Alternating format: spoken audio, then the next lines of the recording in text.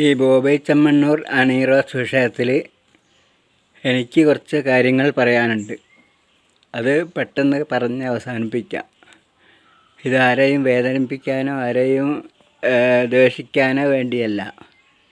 ബോബി ചെമ്മണ്ണൂർ എന്ന് പറയുന്ന വ്യക്തി ധാരാളം ജീവകാരുണ്യ പ്രവർത്തനങ്ങൾ ചെയ്യുന്ന ആളാണ്. അതുമല്ല, അയാളുടെ സ്ഥാപനങ്ങളെ പ്രൊമോട്ട് ചെയ്യാൻ വേണ്ടിയിട്ടാണ്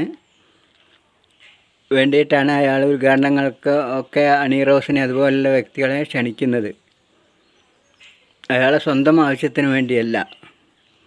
അതാദ്യം എല്ലാവരും മനസ്സിലാക്കണം. അയാൾ പണ്ട് മുതലേ ദ്വയാർത്ഥ പ്രയോഗത്തിലൂടെയാണ് സമൂഹ മാധ്യമങ്ങളിൽ നിറഞ്ഞു നിൽക്കുന്നത്. അത് ഒരു കുറ്റമായിട്ട് എനിക്ക് തോന്നിയില്ല. അയാളുടെ സ്ഥാപനങ്ങളെ പ്രൊമോട്ട് ചെയ്യുന്ന അയാളുടെ അവകാശമാണ്. വേറൊരാൾക്ക് പരസ്യം കൊടുത്ത് ചെയ്യിക്കുന്നതിനേക്കാളിലും റീച്ച് മൂപ്പർക്ക് അയാളുടെ സ്ഥാപനങ്ങളെ അയാൾ പ്രൊമോട്ട് ചെയ്യുന്നുണ്ട്. അതുകൊണ്ട് അയാൾക്ക് കുറേ ശത്രുക്കളുണ്ടാവാൻ സാധ്യതയുണ്ട്. ഇനിയിപ്പോൾ അണിറോസിൻ്റെ കാര്യമാണെങ്കിൽ, അണിറോസ് എന്ന് പറഞ്ഞാൽ അണിറോസിൻ്റെ വസ്ത്രങ്ങൾ, അണിറോസ് ഉപയോഗിക്കുന്ന വസ്ത്രങ്ങളും അതുപോലെ സാമൂഹ്യ മാധ്യമങ്ങളിൽ ഇടുന്ന പോസ്റ്റുകളും ശ്രദ്ധിച്ചാൽ അറിയാം, അണിറോസ് പുരുഷന്മാരെ ദൗർബല്യങ്ങളെ മുതലാക്കിയിട്ടാണ് അണിറോസ് വളരുന്നത്. ഈ ബോബി ചെമ്മണ്ണൂർ അങ്ങനെയല്ല. ബോബി ചെമ്മണ്ണൂർ സ്വന്തം പ്രയത്നത്താലും സാമൂഹ്യ മാധ്യമങ്ങളിൽ ഇടപെട്ടുകൊണ്ടുമാണ് ബോബി ചെമ്മണ്ണൂർ വളർന്നത്. കോഴിക്കോട് ചെറിയൊരു ബോബി ചെമ്മണ്ണൂർ എന്നുള്ള പാളയം ബസ് സ്റ്റാൻഡിൻ്റെ അടുത്തുള്ള ഒരു ഷോപ്പിൽ നിന്നാണ് ഇത്രയും വലിയ സാമ്രാജ്യം ബോബി ചെമ്മണ്ണൂർ പടുത്തുയർത്തിയത്. അതുമല്ല, ധാരാളം ജീവകാരുണ്യ പ്രവർത്തനങ്ങളും ബോബി ചെമ്മണ്ണൂർ ചെയ്യുന്നുണ്ട്. അതുപോലെയല്ല അണിറോസ് ഉദ്ഘാടനങ്ങൾക്കൊക്കെ നല്ല പൈസ വാങ്ങുന്നുണ്ട്.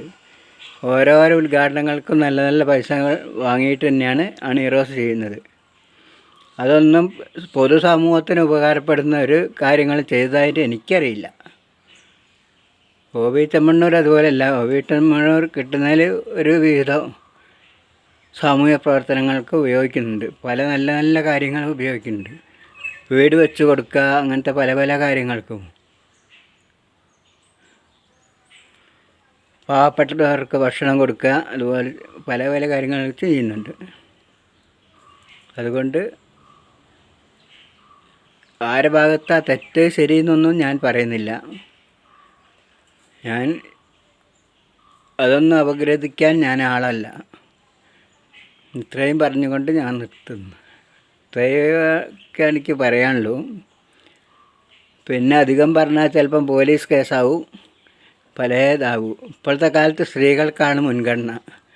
സ്ത്രീകൾ എന്തെങ്കിലും തൊട്ടാൽ 13 സെക്കൻഡ് നോക്കിയാൽ തന്നെ പോലീസ് കേസെടുക്കുന്ന കാലമാണ്. അതുകൊണ്ട് സ്ത്രീകളെന്ന് പറയാൻ ആരും ധൈര്യപ്പെടുന്നില്ല ഇപ്പോൾ.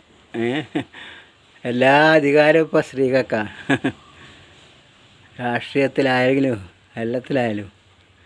അതുകൊണ്ട് ഇപ്പോഴത്തെ കാലത്ത് പുരുഷന്മാർക്ക് വലിയ വിലയൊന്നുമില്ല.